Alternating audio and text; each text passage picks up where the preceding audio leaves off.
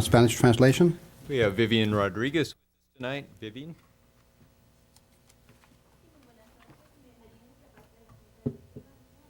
I don't think the mic is on.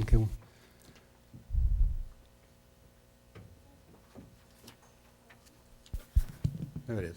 There it is. Muy buenas noches y bienvenidos de parte de la Junta Directiva del Distrito Escolar de Santa Bárbara. Si hay alguien que necesita la ayuda de un intérprete, por favor levante la mano para darle un audífono. Gracias. Thank you. Gracias. We have headsets for the hearing impaired if you need them. Dr. Sarvis, introductions, proclamations, presentations, or recognitions. Well, we do have a couple of presentations tonight. We're going to start with our Avid students. We have Sean Ritchie with us tonight. Sean, why don't you come up to the podium and tell us about the Avid program. Sean has students with him from the Avid program. Avid is advancement via individual determination, right, students? Yes. I knew you would know.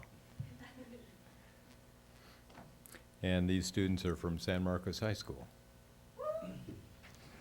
Go Royals. Well, thank you for having us tonight. I literally got off the golf course from coaching my golf team and came over here, so excuse the golfing attire. We wanted to thank you for making Avid a board focus goal. It's really helped our students not only prepare for college, but successfully graduate from college once they're there. So tonight we have some pamphlets which are going to be handed out.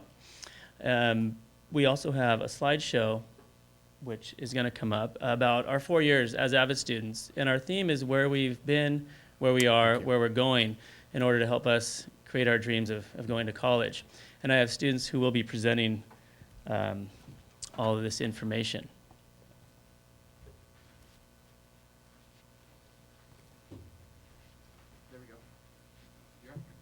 First of all, we would like to say thank you for having us here tonight. It's really an honor to be here. My name is Jessica Arroyo, and I have been involved with the Avid program at San Marcos High School for the past 5 years now. And I began in La Colina Junior High when I was recommended by my history teacher, Mr. Marquez. I don't know if any of you know him. I was actually recommended for my grades because my family, we are low-income certified. And actually all of the students here are low-income certified, and most of our parents have not graduated from college. We are all first generation. We as a class have faced many, many obstacles. Even from being together in the same room for the past 4 years, even that has been a little difficult sometimes. Really, it's been great to be involved in this program. It's really a blessing. And we've really grown together, and we faced AP classes. We've gotten help. We've actually gone through a couple tours together, and we've really gotten to know each other a lot better, and we're helping each other push to get to that goal, to go to college. And now we have Alejandra Perdomo here to tell us more about those obstacles that we've overcome together.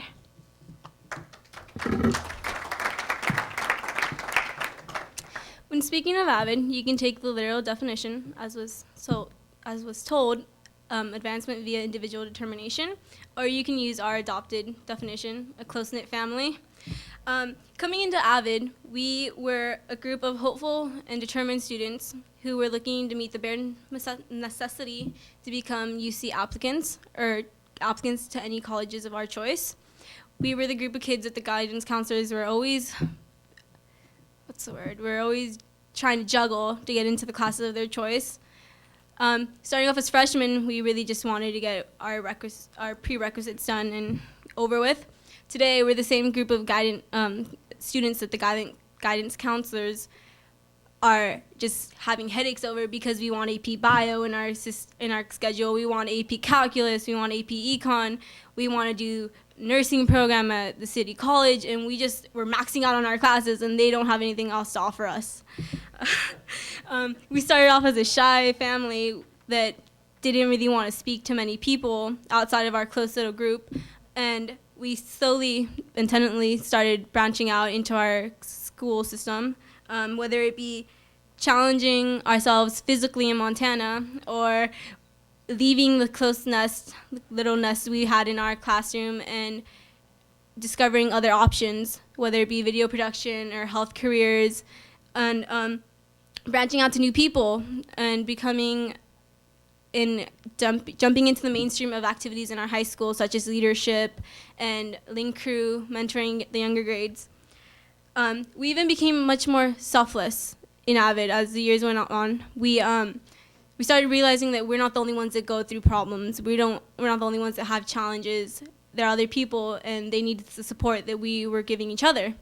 It's about 3 days a week. We help out the mentally challenged students in our class, in our high school, and we help them with their studies, whether it be math, reading, making it more enjoyable and giving them that support that they may not have. But the true gift of Avid isn't the academic successes that we've all gotten individually, but the personal successes we've made thanks to the skills we've learned in Avid. Whether it be time management, learning how to manage your sport practices and work and your AP econ homework, or just learning when too much is too much and you need a break and you need to pull back and just relax. Today, I think we're 2 days away from the UC applications becoming open and applying, and as Avid students, we know that the applying system isn't just, choosing your college you want to go to and saying, all right, I'm going to fill out my application and go. But it's actually going to the campus and looking into the school and seeing if you can fit, if you're the student if that's your college, if it's the right fit. So starting about last spring, we proposed ourselves the challenge of fundraising a trip to head up north to check out some colleges. And I'm super proud to say that we are going on that trip. In 2 weeks, we'll be heading up. We're going to check out colleges such as UC Berkeley, Stanford, Sonoma State, San Francisco State, the Arts Institution of San Francisco. We're really pumped for that. And the big thing I took away from Avid and this trip fundraising that's really brought us a lot closer together, as you can see, isn't that it's that we have opportunities waiting. There's plenty of opportunities out there for us, but it's not about waiting for the opportunity to come to you. It's about working to get the opportunity yourself. And I think that's the biggest lesson we've learned together, trying to get there. Thank you very much.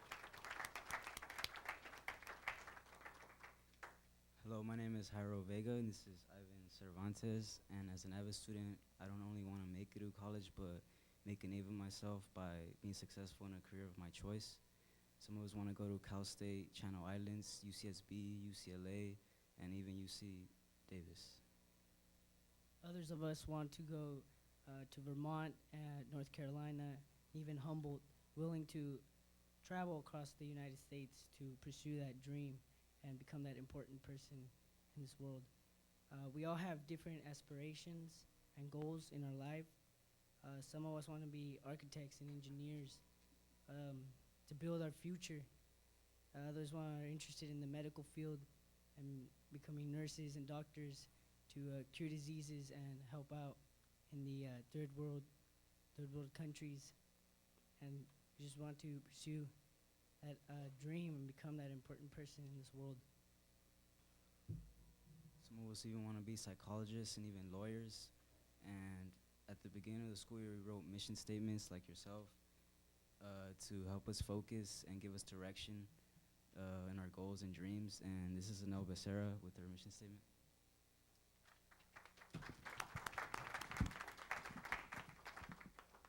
Each of our own ambitions is the embodiment of our values, hopes, and dreams. So this is called For a Lifetime. Live your life the way you want to live it.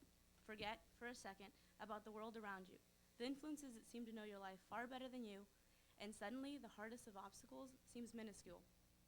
Forget, for a minute, the discrepancies of the future and live your life with faith.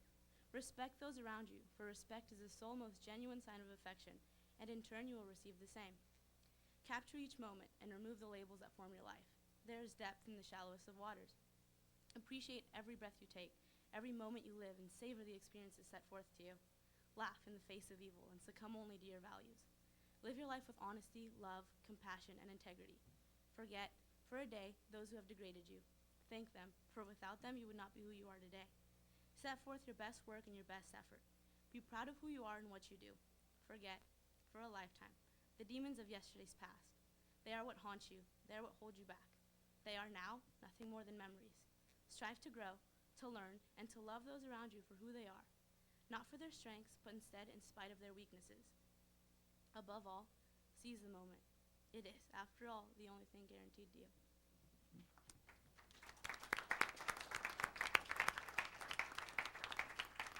So thank you for giving me the opportunity to work with these wonderful students and making them a focus of our district. We really appreciate it. And thank you for your time tonight. Thank you very much for all you do. Mrs. Parker? I just have a quick question, and Mr. Ritchie, I know that you addressed this with me via email, but if you could let perhaps other members of the public know if they want to donate to help fund your trip, who do you send checks to and who are they made out to?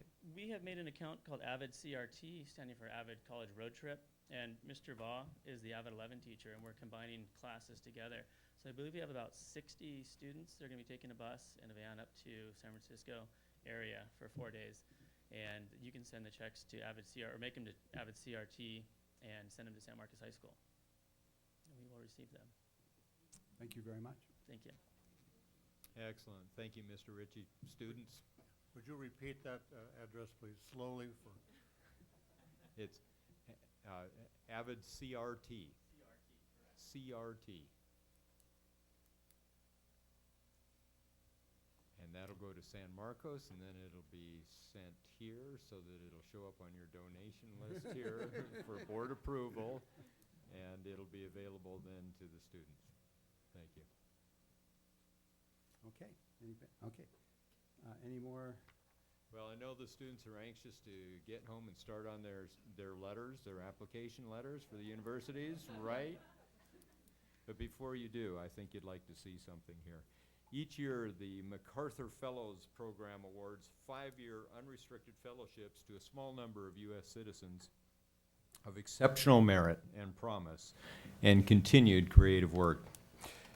There is a cloak of secrecy that surrounds the awards, and at last night's appointed hour, we were able to let the community know that Dos Pueblos High School teacher and director of the Engineering Academy, Amir Abushair, is one of just 23 Macarthur Fellows. Board, please join me in welcoming Amir, who will share a little about the whirlwind experience this has been. Amir?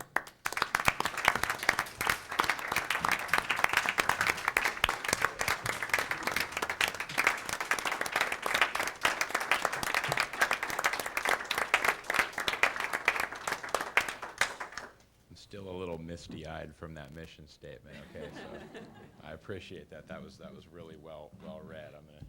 I'm all like messed up now.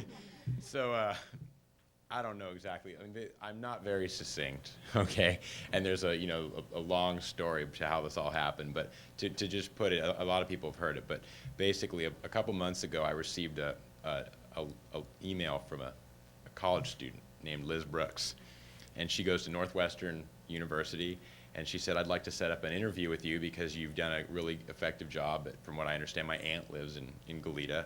You've done an effective job at encouraging women to pursue science and engineering.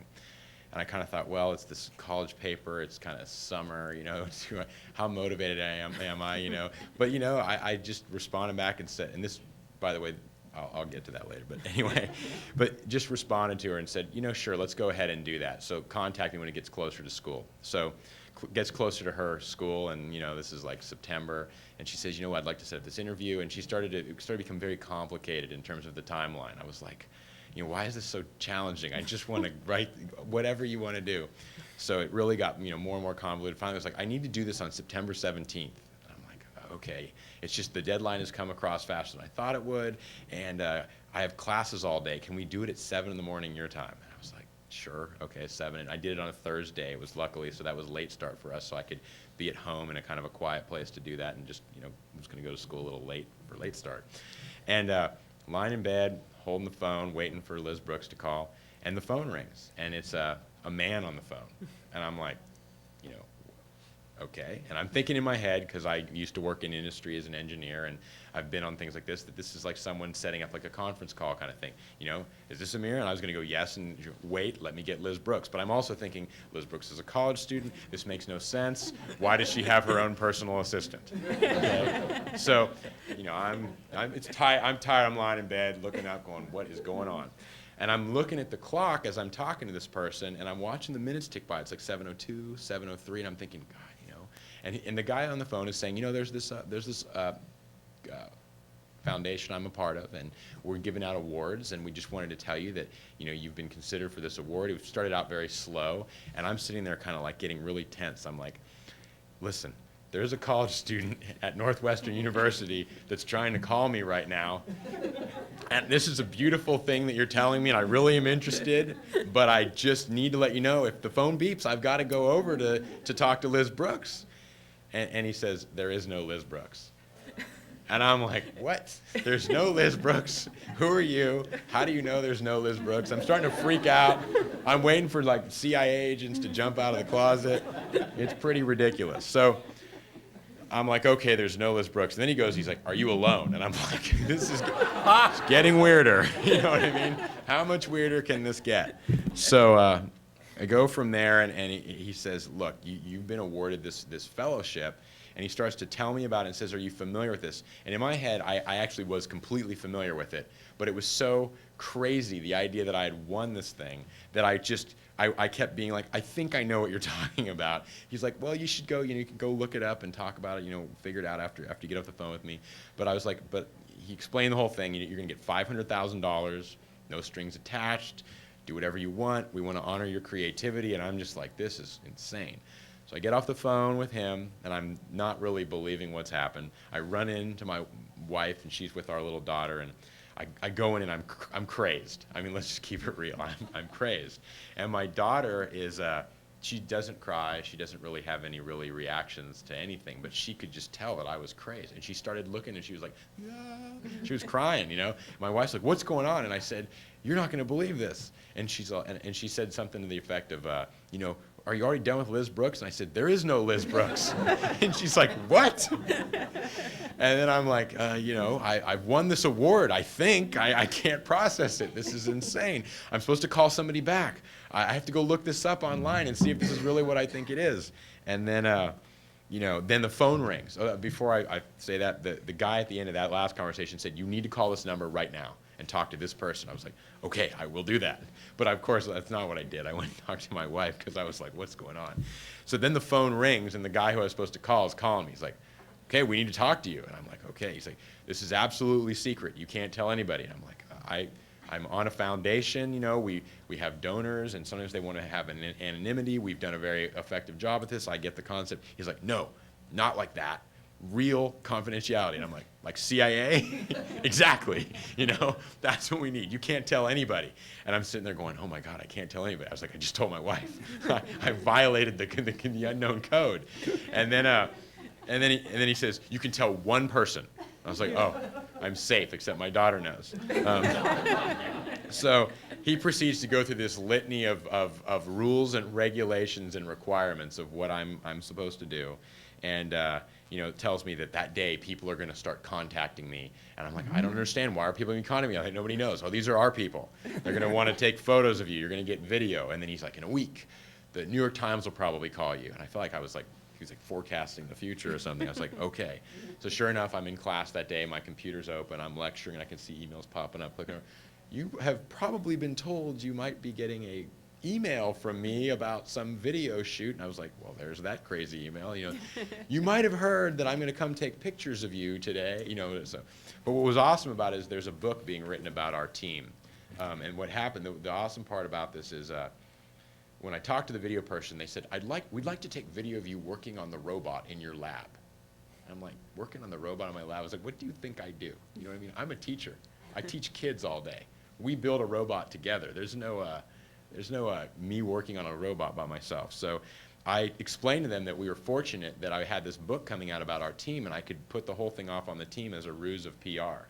So I told the people, look, send your people, tell them when they come here, we're from Random House Publishing with the book, and just to talk to the students like that, and no one's going to know the difference. So my students thought they were taking video and pictures for Random House. I had their parents sign a release form that was very generic. It didn't say for the book. It said for any publicity opportunities available under the face of the earth. You know, I was very careful about that. And they came together, and we had these video shoots, the film shoot. Now that's what's on the Macarthur Foundation website. The kids got to be a part of that. And it doesn't show me as like a robot tinkerer, but actually as what I do, which is an educator working with students all day. So, I mean, that's basically the sum of it. You know, it's been a crazy ride. Today I was actually talking to BBC. I mean, I'm talking to people in England, and I'm on their radio show, and I'm thinking, why do they want to talk to some guy in California? And before I'm on the phone with the BBC people, I'm on the phone. Before I'm actually on there, I'm listening to the BBC report, and they're talking to someone in Bogota, and I'm like, man, they're talking to people all over the place. And they're like, the connection's been dropped in Bogota. We have to go to our next guest. I'm like, oh, that must be me, you know? And then sure enough, you know, that was it. You know, we're going to talk to Amir over in California. And I'm like, hey, and I'm talking to people in the UK, and we're having a good old time. I'm telling them about how our robots played football, their football, not our football. They were excited about that. So that's, you know, this is a crazy experience. So I don't really, you know, have anything else really to say in terms of it's been wonderful. We've done this really as a community. The community's been behind what I've been doing and really supported and allowed this whole program to grow. You know, the school district's been behind it. I think everybody's come together to say we can do this and make a huge difference in education. So, and that's what I'm trying to do, and you know, that's what I'm going to hopefully be able to continue to do. I plan on doing this. I'm not fleeing the scene or anything. So it's exciting, and it's exciting to be able to feel kind of like the whole purpose of the award is to really free me up to be more creative, and I think it's going to really allow me to do that, and I'm going to have time to think about what all that means. So I don't have any questions. It was a weird thing. I mean, that's basically the gist of the whole thing, and now I've just, you know, got this next few days of really intense media, and we'll see where it goes. I just want to say really quickly, I think all of us have probably had at one point in our life a teacher who really inspired us and was really passionate.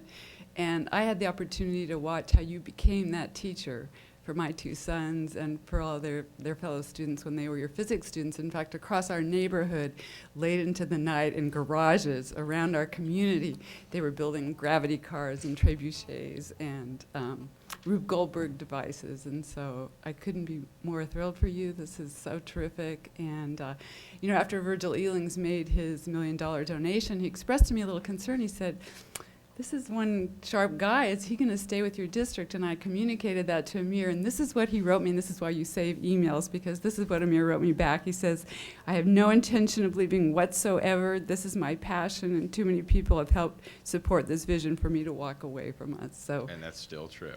So you can thank see you it, for proof being is in the here, pudding. and I do want to say, congratulations. I want to say one thing to the students who talked tonight, because I say this to my students, and the message was in what you talked about. I have followed my passion. I was an engineer. I got a master's degree in mechanical engineering. And when I left engineering, a lot of people were very critical. Why are you doing this? You're throwing your life away. What are you doing? I mean, really, really negative things like you talked about in your mission statement. And I want you to know that you really need to follow your dreams. If you do, things will work out. It will all work out. You just got to be passionate about what you do. Don't try to do stuff because society tells you to do it. Do what is in your heart, and I guarantee you will be happy, and I guarantee things will work out. And maybe not every time and not in the short term, but in the long term, if that's your attitude, that's how it will all work out. And I really appreciated your mission statement. It was wonderful, and it really did make me misty and teary and affected the whole way that I've been able to deliver my usually more comical routine. So thank you for that, for sharing that with us. It means a lot, okay? So that's... Amir, I woke up to the New York Times this morning, so there it is. Okay. All right. Thank you very much. Well, the congratulations is well deserved. We're thankful that the cone of silence has been lifted. I started to doubt it. I mean, you know, as time passes, you go a week, and you're like, it's really... But it was real. Thank you very much. And I thank for your whole support team who's here too. Yes, the whole engineering foundation. Yes, takes a team.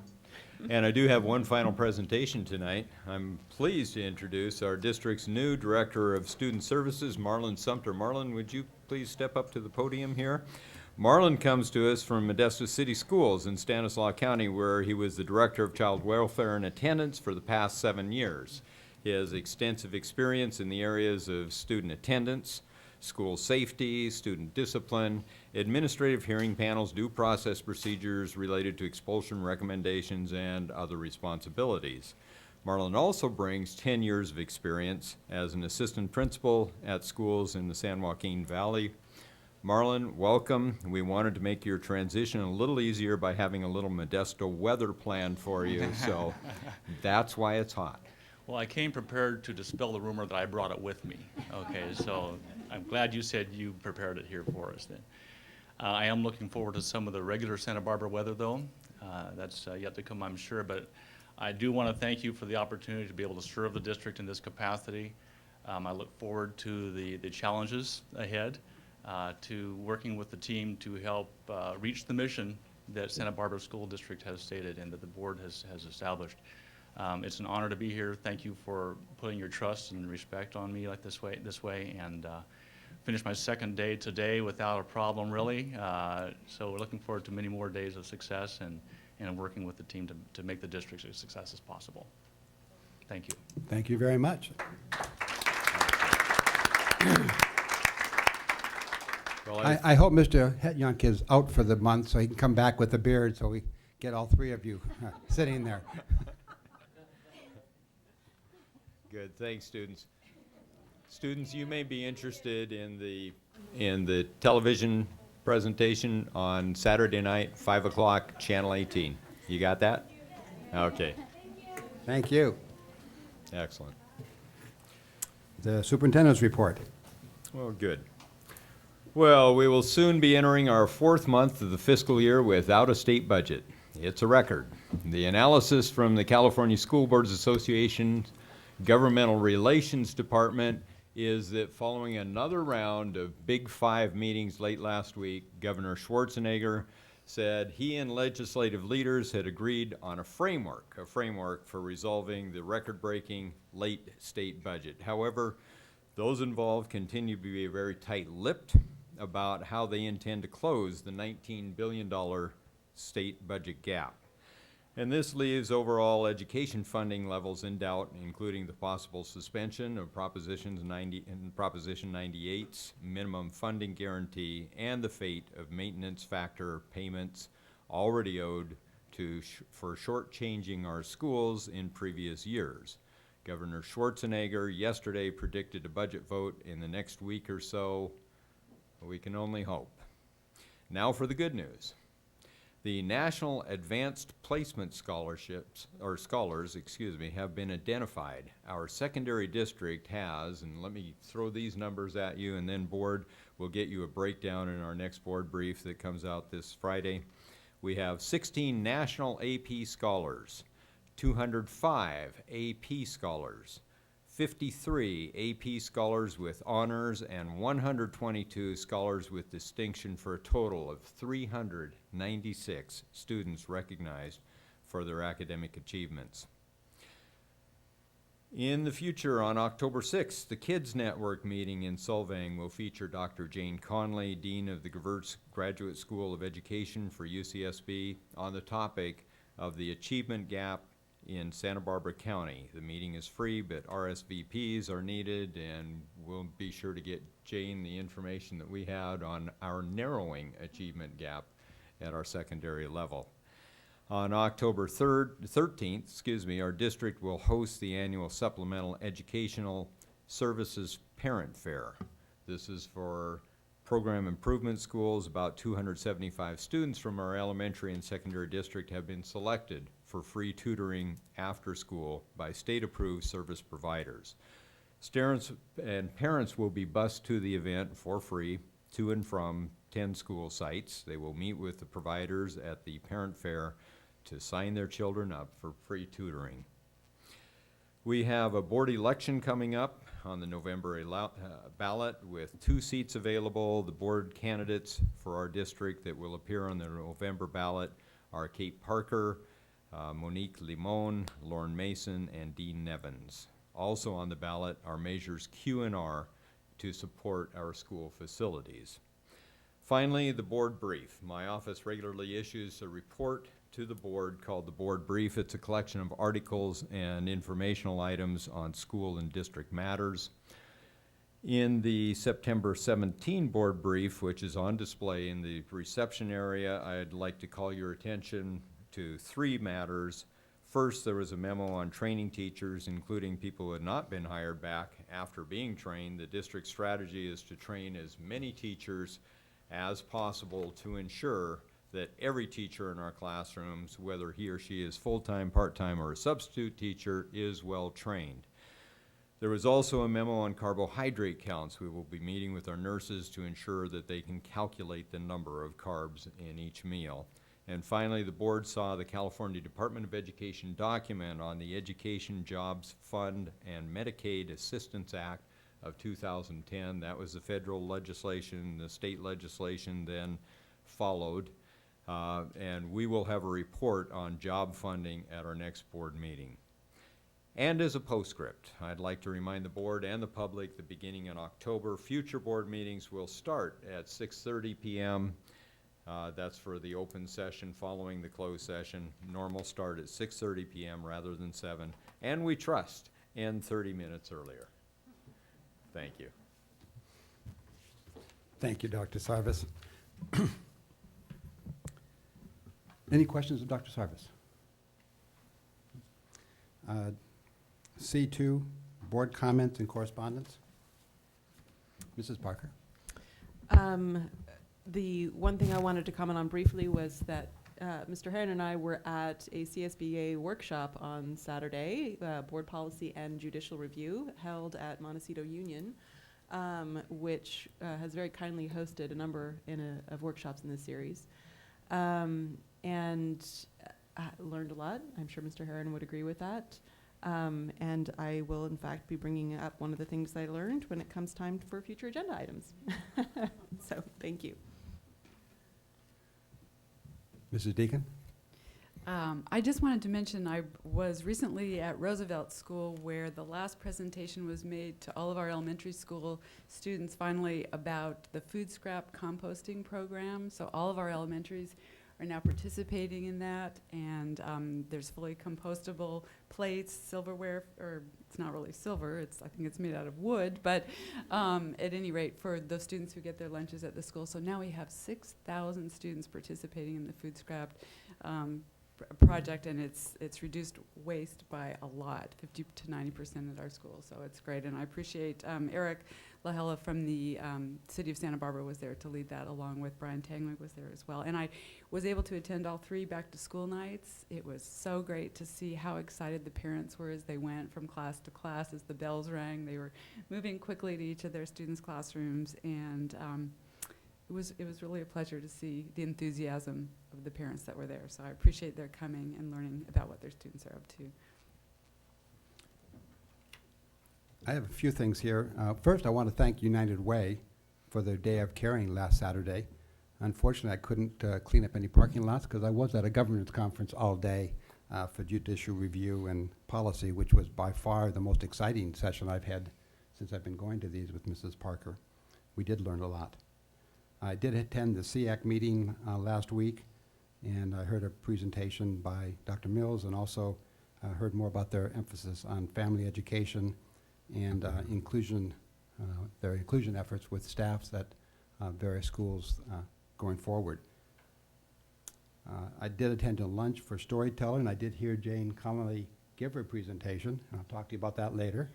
And but they were talking about Storyteller and their success with pre-K education, and they're following a group of students now for 3 years and into the 4th year, and they're seeing how they do perform in 2nd and 3rd grade based upon their early education in the pre-K. And it was a very informative discussion by John Clark and the staff of Storyteller. I did take a trip to LA on Sunday, and my wife and we went down to the Superman, Waiting for Superman movie. And all I can say is when it comes here to Santa Barbara, everybody in the community should see it. It's a one-sided document. It's got its point of view very clearly. But what it does point out is the importance of children and what we're expected to provide for children. And the fact that Dr. Noel has said many, many times is it can be done. I mean, it's being done. And there is the achievement gap is closing and closing fast in a lot of areas. And they pinpoint 2 or 3 places where that does take place. And but it boils down to getting the community involved in a discussion. President Obama has been on the talking about it. Arnie Duncan's talked about it. The unions talked about it. It's going to be a major topic of conversation in the community, and we better just be aware of it. And I advise everybody, or urge everybody to see the movie. I did participate in a National School Board Association webinar on cyberbullying. It was very legalistic, but it is a topic that we're going to be hearing more about here locally soon, I believe, and that I know that I know that we're looking into it and coming back with information for us. And then last night I was able to go to Harding School and watch the Computers for Families program give out 25 or 30 new refurbished computers to a group of students and families that it makes you just so thankful of what we are able to provide, and these students that just don't have technology, and to see them walk out with their computers and they pick out their computer. It's just one more time I've seen it for so many years, but it still makes you just so thankful that this is available. So it's been a busy couple of weeks. Okay. Announcement of closed session items. Item B1 was a conference with legal counsel. Motion by Deacon, seconded by Parker, to approve and authorize a settlement agreement and release terms in case number, actually, was that a motion by Parker and seconded by, no, okay. Motion by Deacon, seconded by Parker, to approve and authorize settlement agreement and release terms in case number 2010/2011-055 involving total district costs of $50,210. Motion passed 4-0 with 1 absent. Item B2, no action to report on that item, and B3 was withdrawn from the agenda.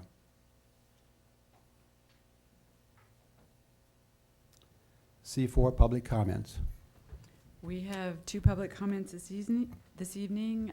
Kenneth Locke, followed by Kate Smith. You each have 3 minutes.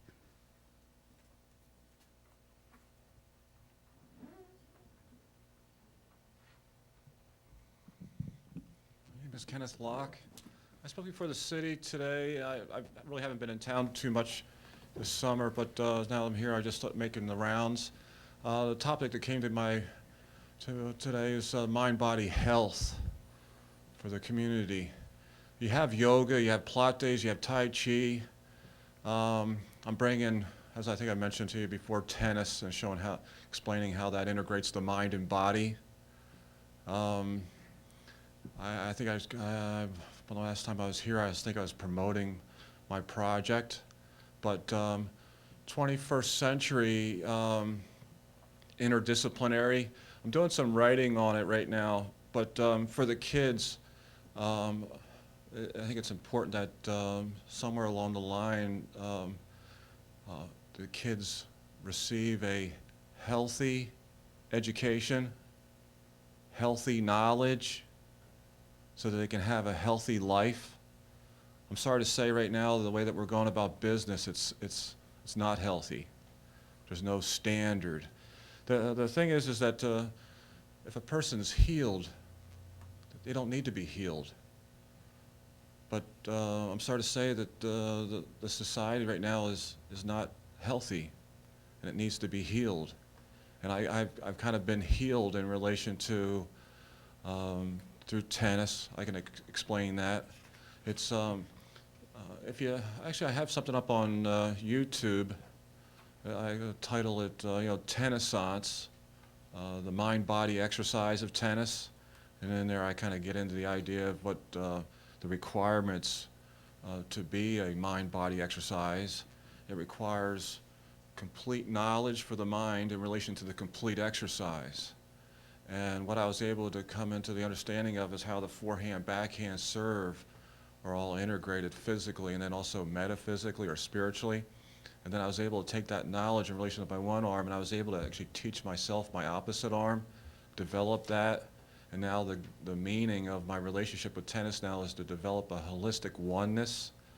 If you go onto my Tennisance, if you Google Tennisance or whatever, on my page I have a video of me actually demonstrating this ambidextrous. And for the kids, right now— 30 seconds. Thank you. The competition in relation to athletics, like tennis, it's one arm, based on the fact that they're using their stronger arm.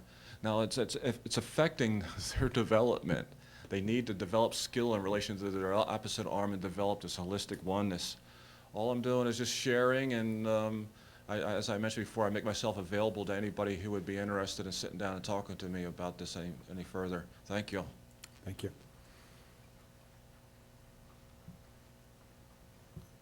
Kate Smith.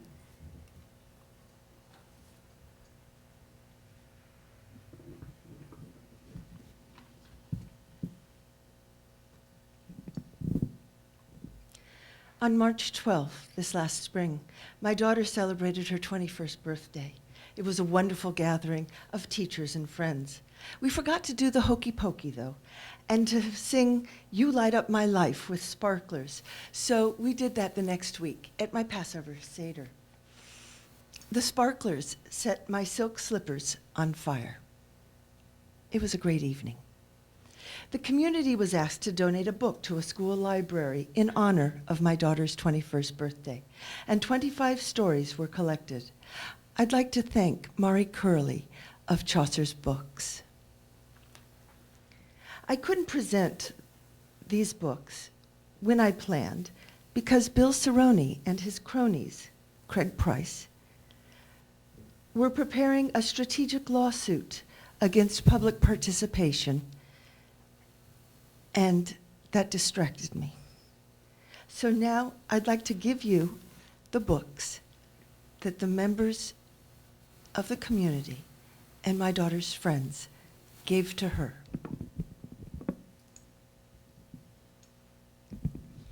Canterbury Tales, donated to the Santa Barbara High School Library in honor of Emily Rose Smith's 21st birthday, March 12, 2010, by Rachel and Tony Johansson.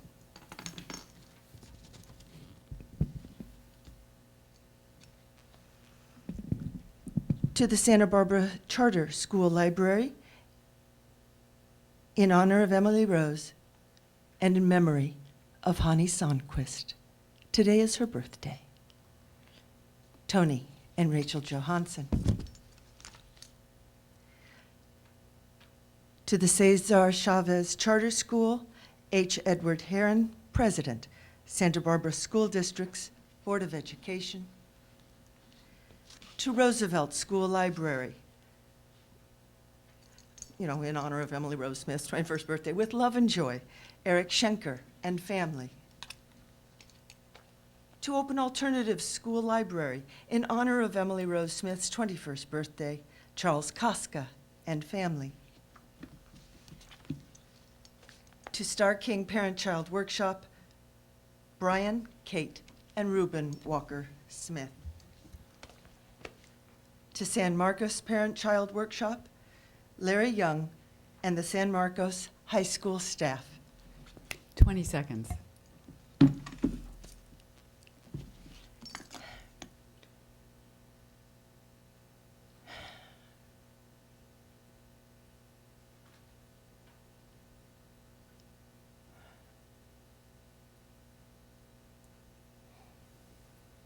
Blessings. Thank you, Mrs. Smith. The book is very special, as your daughter is very special. And if you haven't seen the book or read the book, if you have grandchildren or children, it should be in your library.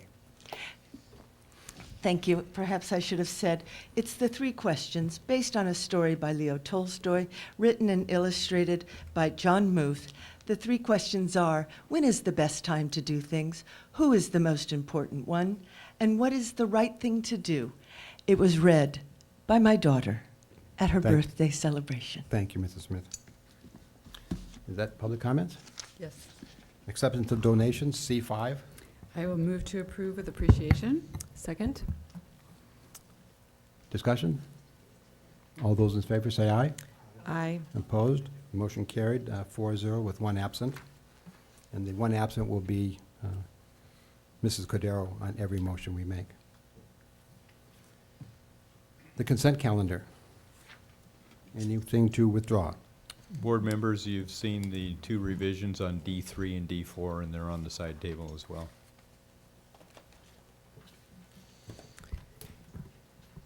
I want D4 and D7.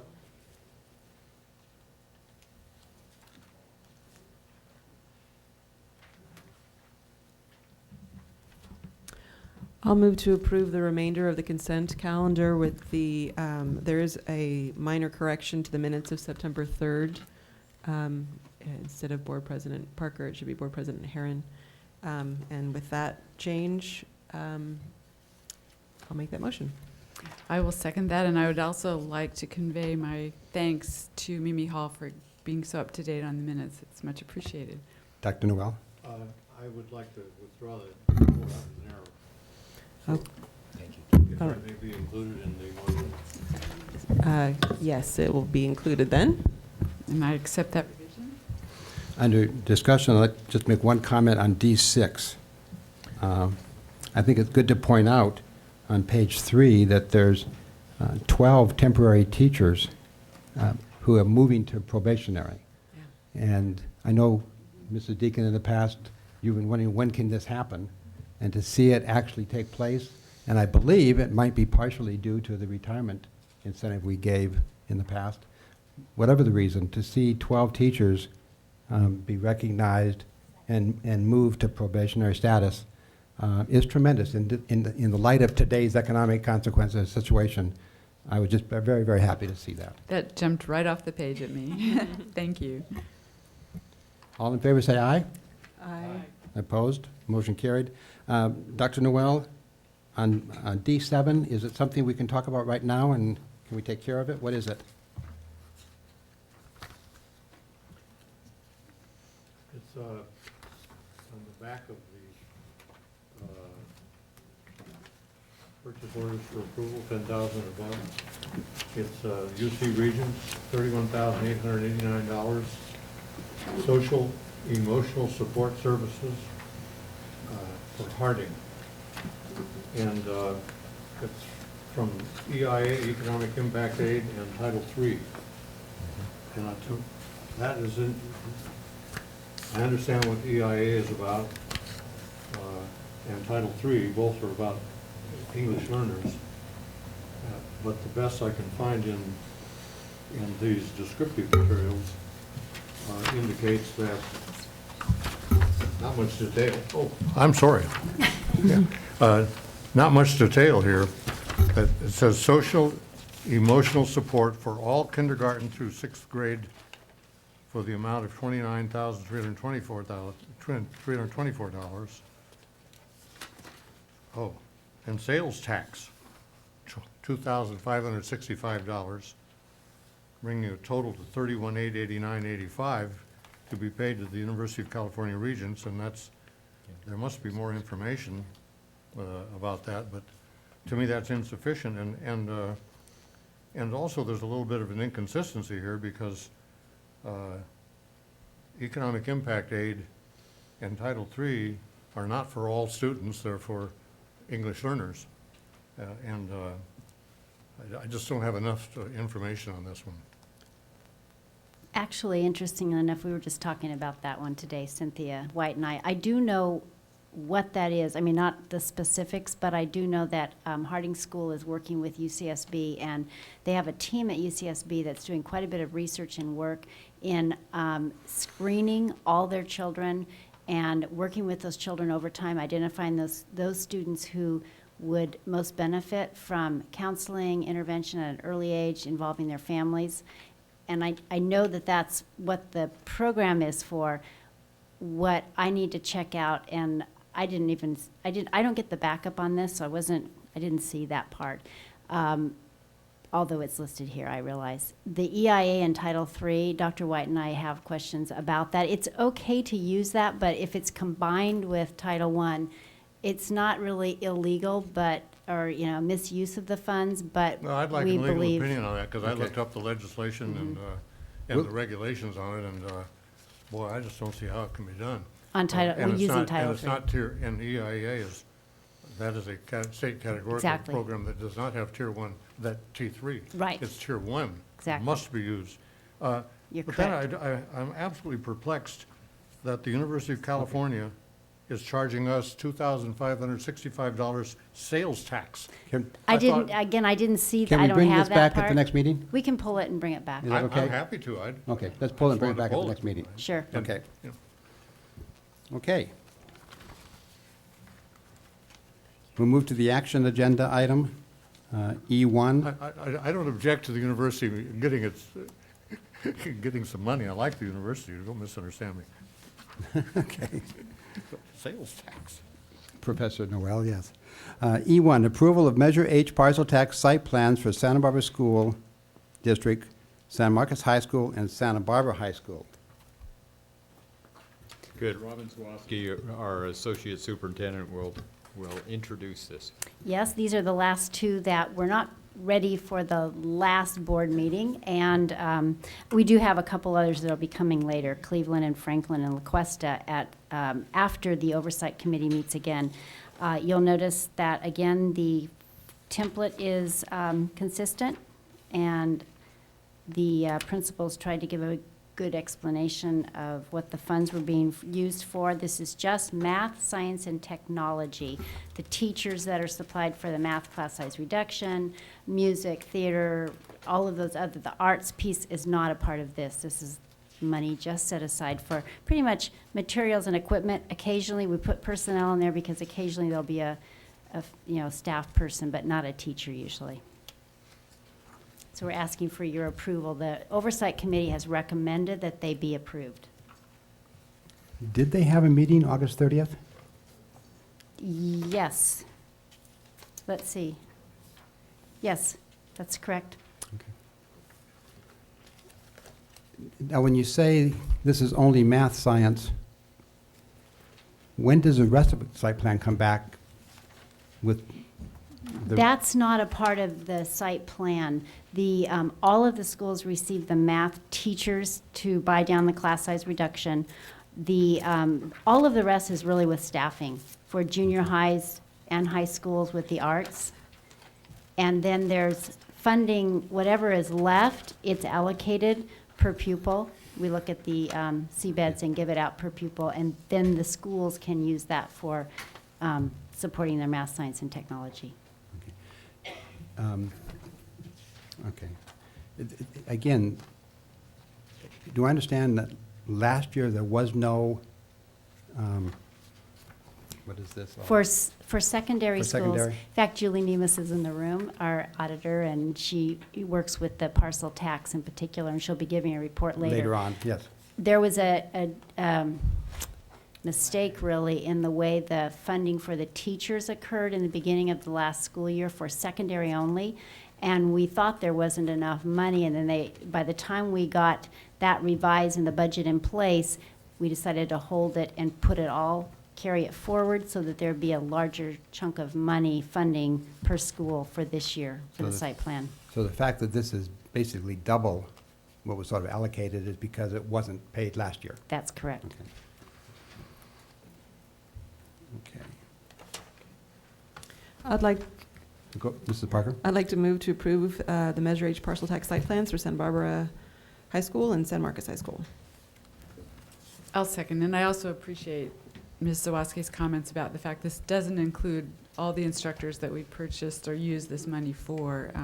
And I see there is some staff development in here, and that makes me happy too. So that's my second. Dr. Noel? Can someone help me? I don't see anything about music, theater, and the arts in either of these. That's because the music, theater, and the arts are all going to staffing that takes place. They're hired starting last spring. This is I just understand. funding for the materials. So this is exclusive of the things that show up on staffing? Yes. Okay, thank you very much. I would like to, I never win this argument, but I want to make it. I think several of these items supplant rather than supplement, but I understand that is an area that could be debated at length. Actually have quite a long conversation at the Oversight Committees about this.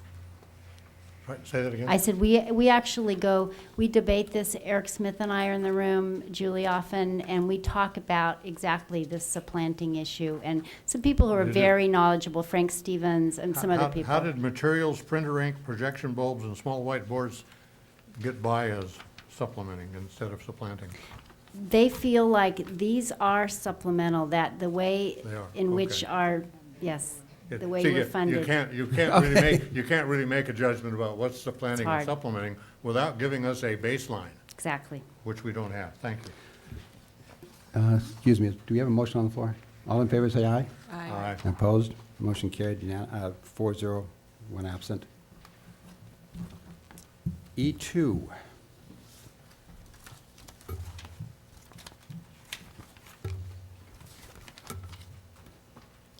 Approval of Resolution 2009-10-13, authorizing the completion and submission of an application for qualified school construction bond allocation. And Julie Nemeth, our internal auditor, will give us a brief presentation on this. Okay, I'll keep it brief. Yes. Good evening, members of the board. I'm presenting this for Eric Smith as well. In 2009, the Federal American Recovery and Reinvestment Act created the qualified school construction bonds as low interest rate funding for new construction and modernization projects. Again, it's available again in 2010, and actually yesterday the bill was signed. So the funds will be allocated by the CDE. Very briefly, and it's already in the memo, but these are low interest or even zero interest funding bonds. So it reduces our costs of the district's costs of actually issuing bonds. It'll reduce the cost to taxpayers. It'll give us more, we'll have more room to spend money on construction. It gives us more available funds. It's done on a lottery basis, but there are some parameters, and it's based on date of mailing.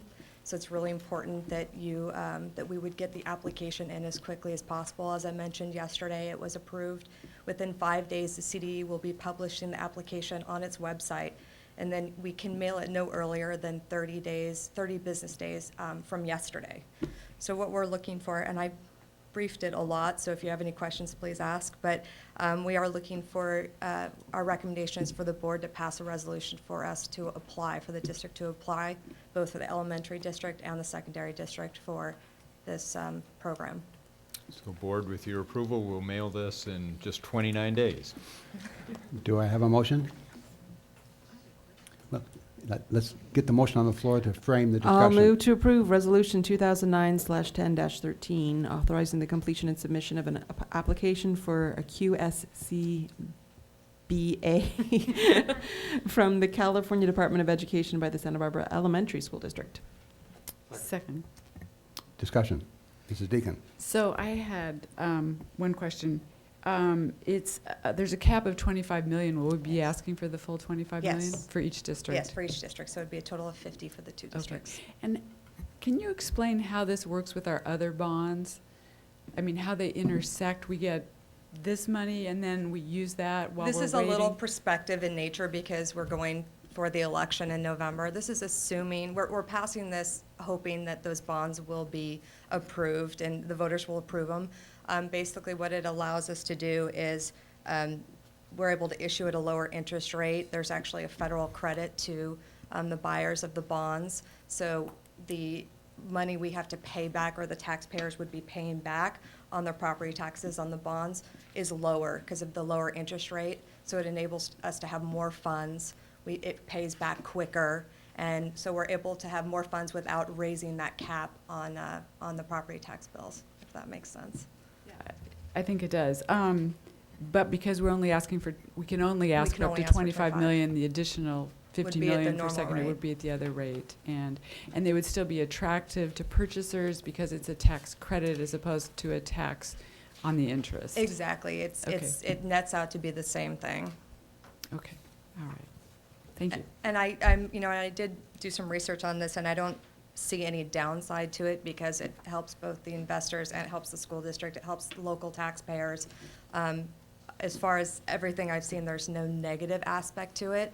There is a limit. The allocation was not used for 2000. All of it was not used for 2009. So there is a carryover. So there's an even bigger allocation for this year.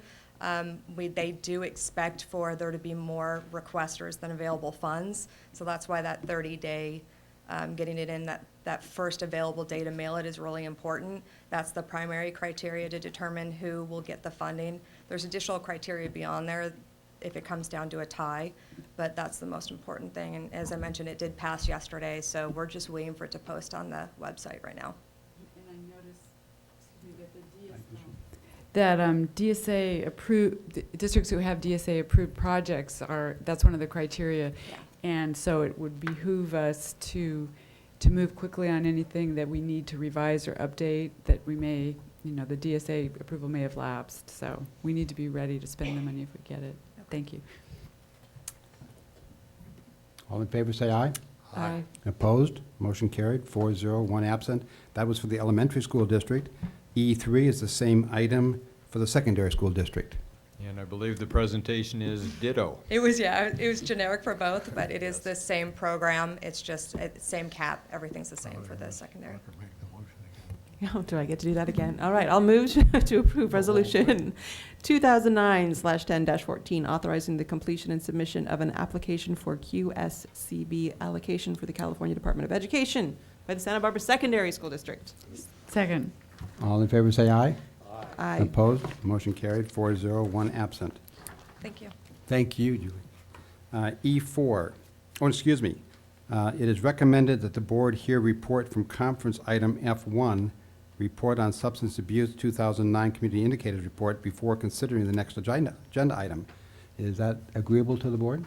Okay, we will go to conference item F1,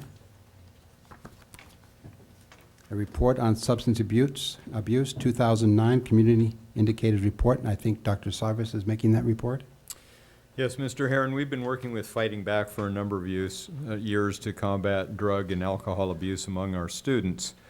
The report that you have in front of you was prepared by Fighting Back, and it's from the California Healthy Kids Survey. There are certain items that were highlighted as part of their 2009 Community Indicators Report. Shireen Katapush would have made this presentation, but she is not here tonight. They were kind enough to put this presentation together. I would like to skip through it pretty quickly. Sure. And highlight a couple of the issues that we are concerned about, particularly with alcohol and marijuana use. Let's see, and I think we go this way. So you see some of the background information. I'm going to jump ahead and take a look at the students. These are 9th grade students who report binge drinking in the past 30 days. On some of these, I need to make a point that what may look like a downturn may not necessarily be so. We have data that varies year by year, and it's because of the sampling differences at different schools, at different times, involving different numbers of students. So you cannot compare simply one year to the next. But what we see is a general trend that our numbers are generally higher than the state numbers. And as we move ahead through this, here we have 11th grade students. Now, this looks like a pretty constant figure. Again, it's higher than the state average. And here again, for 11th grade students who report binge drinking in the past 30 days, we have a number that is up near 30% in this last year, but the state number looks like it's trending downward toward about 20%. And whether we're actually at 27, 28, or 30%, that number is higher than the state average. And I'd like to move ahead then into, you see some of the conclusions that the report draws about alcohol use. In marijuana use, In this case, we're looking at the percentage of 7th grade students who reported using marijuana in the past 30 days. Again, you get differences in trend based upon some sampling differences. And I'm going to move ahead, but what you'll see here are numbers, again, that are generally higher than the state numbers. Particularly among 11th grade students who reported using marijuana in the past 30 days. In fact, you'll see a general consistency here. The 2009 numbers look like they're up in general at the 11th grade level. The percentage of 7th, 9th, and 11th grade students who reported using marijuana 10 or more days in the past 30 days, you'll see again what looks like a steep rise in 9th grade. It's hard to determine just how consistent that is compared to the previous years, but this last year would look like there is a steep increase, and according to our own non-numeric observations, we are seeing an increase. We're seeing a rise in marijuana use among our older high school students. Again, 7th, 9th, and 11th grade students who reported using marijuana on school property in the past 30 days looks very much similar to the previous graph, with a spike at the 11th grade level. And it goes on to other drugs, and you can take a look at those other drugs and other reports, but we're particularly concerned about marijuana use, and then, of course, about other drug use at the 11th grade level, which looks like an all-time high in many of these areas. Now, what's the date and time that, when it says the past 30 days, was that last June? Was that last? The window, oh. Go ahead. The window is between November and December, so it was last year, November, December, when this was So taken. a year ago, okay. Dr. Newell? I'm just, there's no page number here. Bad news about other drug use? Bad news about other drug use, yes. Fourth bullet? Methamphetamines? Yeah. Can you show on the chart? What's the percentage rate there? Here, let's Says take a look here. 453%? Yeah, methamphetamine use increasing by 453%. The percentage is fairly low. In fact, you also have a complete report, do you not? Yes. Okay. But And 453 is intentional. That's not a typo. no, that is not a typo. And you see that the numbers are fairly low on methamphetamine use, but compared to where it was 4 years ago, while it's still low, it's a huge increase over what we saw 4 years ago. And I'm skimming through this trying to find the actual percentages. I'm not Yeah, that would be finding helpful it because that quickly. number rather, well, I guess it's 300% in the one above it too, isn't it? Well, as I recall, it was down around 6-7%. I'm just not- 528%. We're just not accustomed Well- to seeing. Well, I know I saw it before.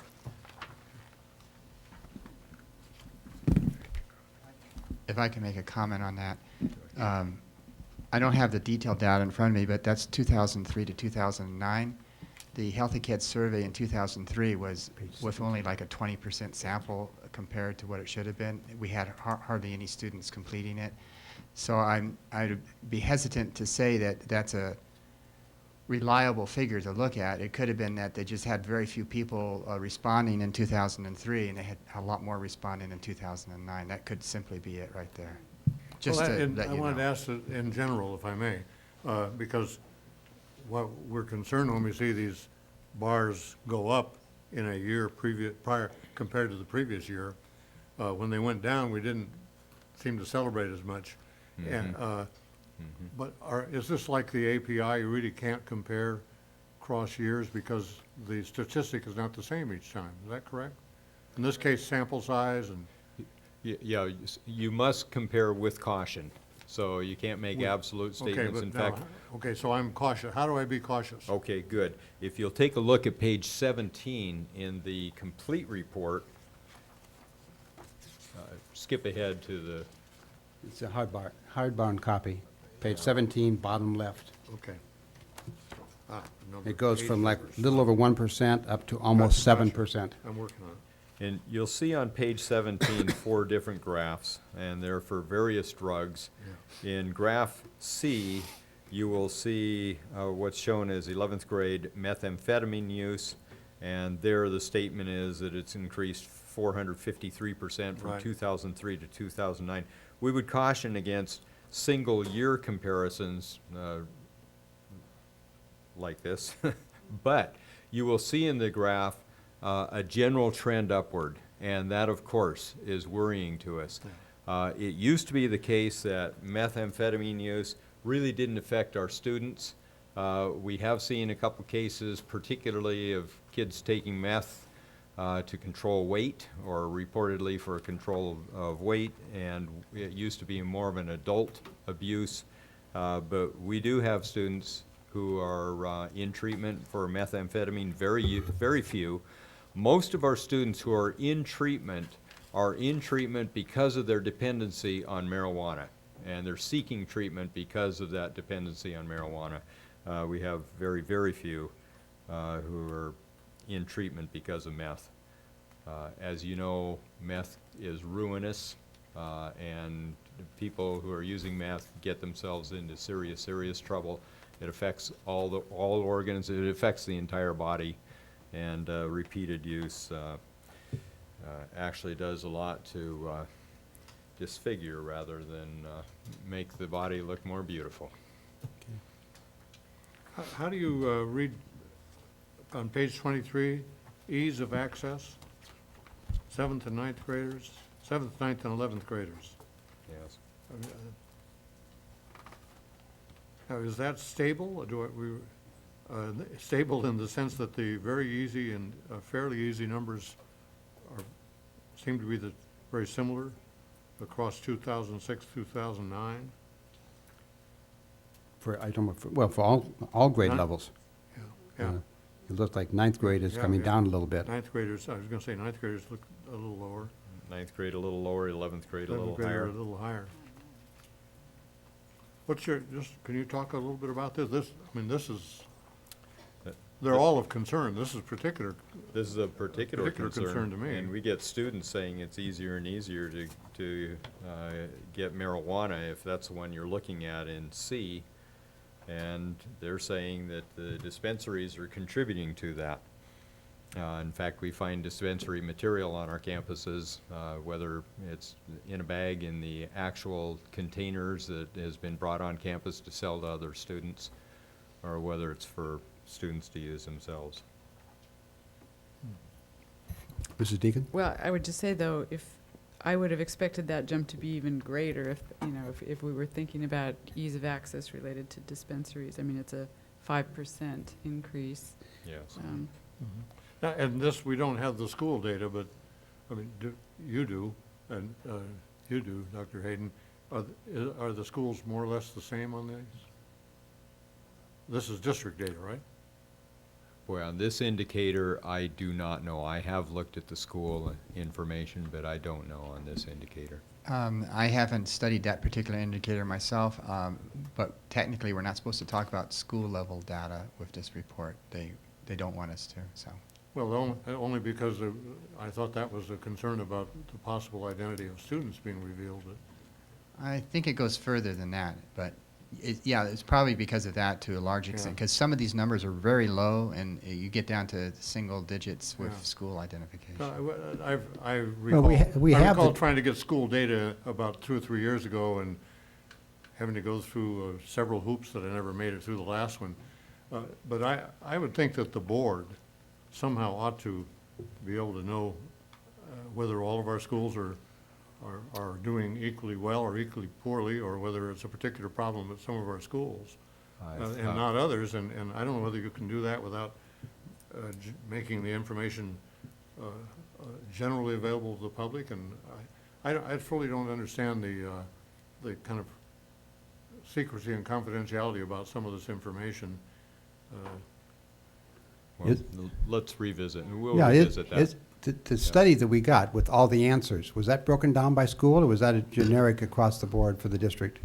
that was broken down by schools, I think. Yeah, we have it, we have did it. I mean, provide that we, to the we have the data, and it's our data. I haven't, I'll get you another I'd copy. like to see that because. Okay. Yeah, we have the data, so it's, they may not want to disclose it, but it's public information. Well, that was the issue that I had some years ago, about 3 years ago. I would caution you, though, that when you start getting down into single digits, especially, you know, under 5, you really don't want to start publicizing or making that publicly available data. I caution you on that one. No, I'm just sorry. If it's public information, it's public information. Anybody who wants to look at it should be able to look at it and draw their conclusions. But it's on, I mean. Well, we'll, Okay, as we'll I look- say, we'll we'll look into it. revisit it, yes. I mean, it's public, if we have it and somebody asks for it, it's public information. I mean, I've got copies of it, and it didn't come to me confidential. So, Well, I think Mr. Hayden's making a disclaimer that the information may not Yeah. be accurate enough to distribute widely without allowing for misinterpretation. We have lots of public data. We have the ARIES data system. We have discipline data. We have all sorts of data that's public data that's not available because it's confidential. So, I mean, it's not, there is an issue here as to what's public and what isn't due to confidentiality and legal issues. So I just caution you on that Okay. one. Okay. How can you be public and confidential at the same time? I have a little problem with that. Okay, we'll go on. We'll carry it. Okay, I'll forward my email to you, Dr. Noel, because it came to all of us. Okay, any more discussion on that? If not, we'll go to E4. Approval of resolution number 2009/10-15 of the Santa Barbara School Districts opposing Proposition 19, the Regulate, Control, and Tax Cannabis Act of 2010. Well, the board expressed an interest in looking at a resolution opposing Proposition 19. What we've shown you is the actual ballot language. We as a school district are of course concerned about the effect of Proposition 19 in increasing use of marijuana by students and the effect then on student learning. And we're recommending that you do oppose Proposition 19. You have additional information. We tried to be balanced about it by bringing it to you through Ballotpedia. So you have some of the pros and cons, who's for it, who's against it. You also have information in addition to the actual language of proposed resolution, information that comes to you through the campaign against Proposition 19, and that's shown at the end of your attachments. We have 2 public comments. Kate Smith, followed by Janet Rouse.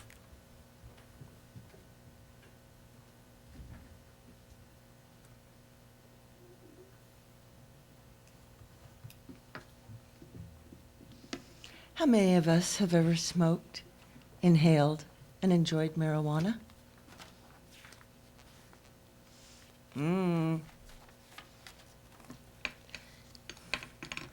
I'm a school board candidate, interestingly enough, for the Santa Ynez High School District. And I have a California State High School teaching credential in English, French, and drama. So I suppose my public comments on this agenda item are controversial. I support Proposition 19. And I ask the 17,500 citizens who voted for me in 2008, even though I had been illegally disqualified, I ask them to usher in the social change that we need for the 21st century. Here's the problem. Hundreds of thousands of dollars have been spent for this data collection. Fighting Back, isn't that a great name for a nonprofit? Fighting Back, because as we now know, it is a fight. It's between the taxpayers and the publicly employed. You've betrayed our children. They're not being taught right. So here we have good news and bad news about marijuana use. It would be laughable if it weren't so pathetic. I've seen these graphs in special education evaluations, and it turns out, just as Mr. Hayden said, there's very little reliability. Can you imagine how many of the kids are filling this out and, well, what they're thinking when they're doing it? Now what's so, what's so sad is that Robert Ehringer, the news press investigator, reported there was heroin in our high schools, and the Mexican mafia was definitely in town and extremely dangerous. And you didn't deal with it. That was 3 years ago.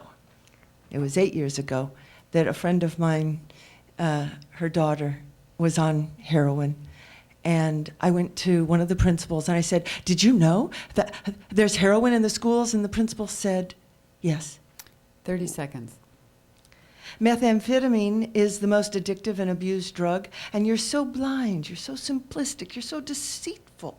Our schools are not teaching our children from the time they are in kindergarten how to live well, how to promote good health and practice peace and love within their own minds, bodies, and spirits. Thank you. Thank you. Janet Rouse.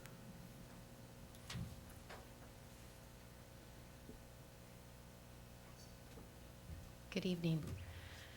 Thank you for looking at this important topic, and it's something that we've been talking about in our community for quite some time now, and I really appreciate you taking serious consideration of this.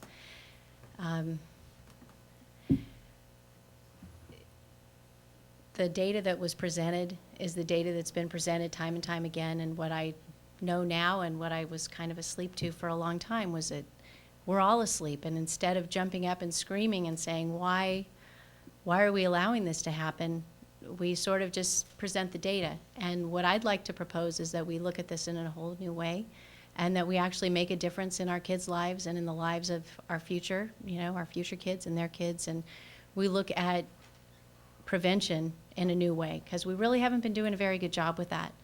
So I support your effort, and I really hope that you do vote for your resolution to come out against Prop 19.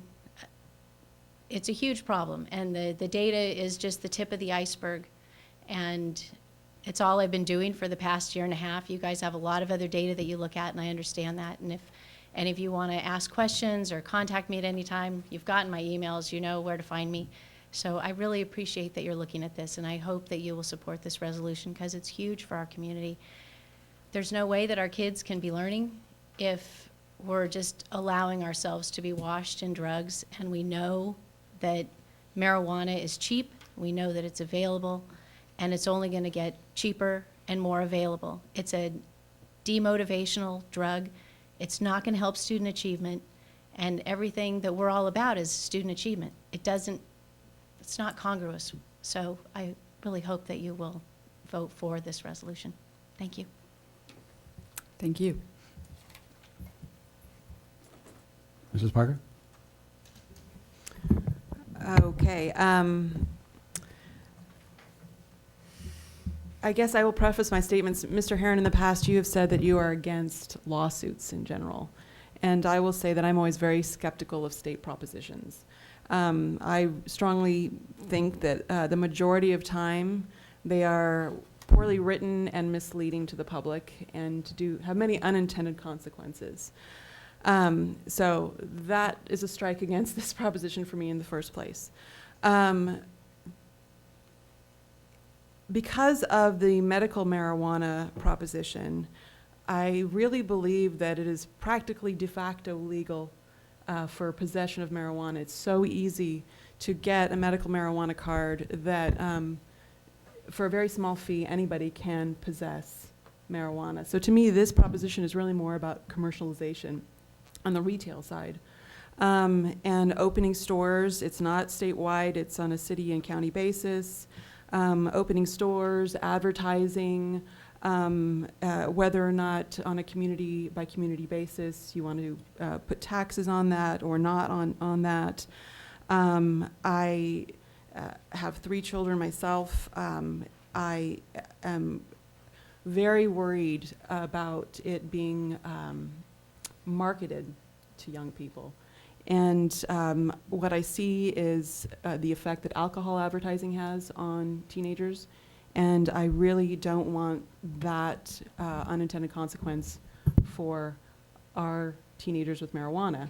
No matter what the proposition says about rules for people over 21 providing it to young people, if it becomes attractive because of attractive commercials and ads, then use will increase and will be intended to increase, frankly, for young people. So therefore, I will support this proposition, this resolution that opposes this Proposition 19. I do have a couple of quick changes that I'd like to make to it, if people would like to hear that now. The first is in the second whereas. It says this act does little more than a complete and wholesale. I think that should be an is. Where is the is? This act is Oh, little okay, more than a okay. complete and wholesale legalization of marijuana. And then there is a whereas about the state of legalized marijuana in Alaska. The situation in Alaska is actually pretty complicated. And I would, I feel like this whereas is trying to simplify a very complicated scenario a little bit too much. And so I would ask that we remove that whereas. And then I have a question, and that is the whereas right above that says over 80% of youth being treated for substance abuse are addicted to marijuana. What we could see in our data from the F1 item was that in the county, in our county, it's 70%. And so I'm just wondering where that number 80%, is that the nationwide number? Do we know where that number came from? That actually came locally from the Daniel Bryant Treatment Center right here in town, where we have 80% of our students who are undergoing treatment for drug abuse are there because of their dependency on marijuana. Okay, but it's just that one. That was it. One yes. location. I'm wondering whether we want to say 70% of local youth so that it matches Santa Barbara County, or if we want to just say the vast majority of youth being treated. Vast majority. Vast would be majority. a fair statement. And those are the changes that I would suggest. I also would agree on taking out the Alaska. I think it makes it less personal. Most of these we can relate to right here in Santa Barbara.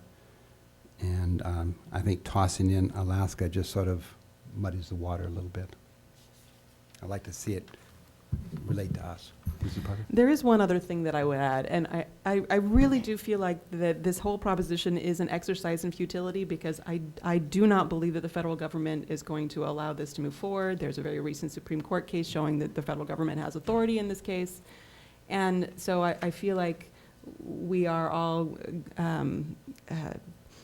just sort of going through the motions, and I think spending a lot of time and energy in a very unfortunate way. But I don't want to trust the federal government on this, and so I do think it's important that we take a stand. And we owe it to our children. I mean, pure and simple, that's what we're here for. Mrs. Deacon?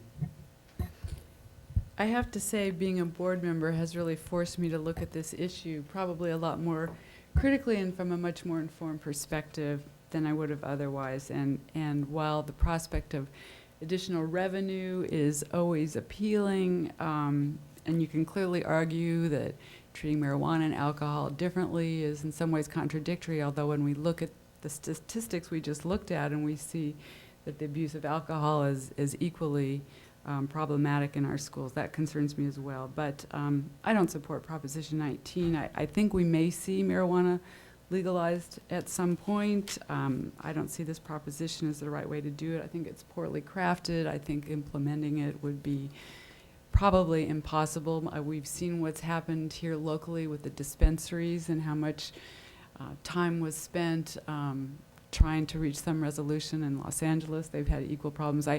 Because this would be revenue collected locally, I can't imagine uniformity. I just don't think there's any way to implement it. Just ultimately, I think greater access by adults would mean greater access by teens. I think there would be more pressure on teens because it was available inexpensively. And so I see so many problems with this proposition. Again, ultimately, it may happen, but if until it happens at a federal level, I don't see it happening here. So I will support also this resolution. Do we have a motion? I'll move that we approve resolution number 2009/10-15, a resolution of the Santa Barbara School Districts opposing Proposition 19, the Regulate, Control, and Tax Cannabis Act of 2010. With your changes in the second whereas, changing does to is, in the fourth whereas, changing 80% to vast majority, and deleting the reference to the Alaska whereas. Yes. Dr. Noel? I would have deleted a lot more of the whereases and just included the second one, the third one, and the fifth one, but I'll vote for all of the whereases. I don't think in my 3 terms on the board I've ever voted for a political statement by the board. And I may be wrong, but I've tried to abide by that rule. But I believe this is a little different, and I do appreciate, Dr. Sarvis, that you made the presentation about from the fighting back, and that we took that first, Mr. Herron. That was helpful. The data cry out for us to oppose this, to oppose Prop 19, however we may feel personally, because of our responsibility for the young people in our community. So I certainly support the resolution. Will you second it? Will you second my motion? It's not seconded? No. I'll be happy to. If you'd like to withdraw it, I'll make it. Second is sufficient. I second Mrs. Parker's motion. Okay. All those in favor say aye. Aye. Opposed? Motion carried 4-0 with 1 absent. Thank you very much. Thank you, Board. Okay, we go to the conference items. We have done F1. F2, the 2009-10 Annual Report by the Citizens Parcel Tax Oversight Committees on Measures H 2008 and I 2008. Well, Board, as you know, we do have citizens committees that are oversight committees on our parcel tax measures. They look at the expenditures. They determine whether the expenditures are consistent with the language on the ballot that was passed just 2 years ago. Julie Nemes will introduce this report, but we do have our chairs of the Citizens Oversight Committee for Measure H, Doug Martin, and Measure I, Lynn Rodriguez, with us here tonight. Good evening again, Board. As Brian was just mentioning, 2009-10 is the first fiscal year that we had parcel tax revenues under Measure H and Measure I. In accordance with the measure language, the districts did develop independent citizens parcel tax oversight committees for each measure. The chairs of both of the parcel tax committees, Mr. Douglas Martin for Measure H and Ms. Lynn Rodriguez for Measure I, are here tonight to present the 2009-10 annual report on measures H 2008 and I 2008. Thank you.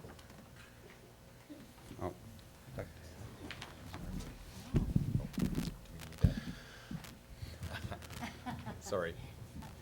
Good evening, Mr. President, members of the board. Lynn and I are happy to be here to present this initial report. We're going to try to be concise. We've actually had a lot of material that we've gone through over the last year plus with our committee meetings. We tried to bring it down and bring it into to boil it to points that hopefully you'll appreciate and you'll understand the work that we went through. And I'm going to do the intro and cover Measure H. Lynn will then step up and do I, and then do the conclusion. And then, of course, we're here for any questions that you may have. And Mr. Martin, let me also alert the board that we have the attachments on the dais. Good, thanks. Okay, so things that you already probably remember, but I'll refresh your memories and for the benefit of the audience. The measures were passed in November of 2008. They're 4-year tax measures. They're finite in life, ending in July 1, 2012, meaning they're good for through the school year 12-13. I actually, when I was doing my prep, I was doing the math and got a little confused, but it's good through the school year 2012-2013. Measure H is $23 per parcel. Measure I is $27 per parcel. The measures supplement programs, and I think that's a key word that hopefully that we'll be focusing on as we go through our presentation. They supplement K-12 programs, math, science, tech, music, foreign language, and in K-6, music, math, science, and technology. Next, please.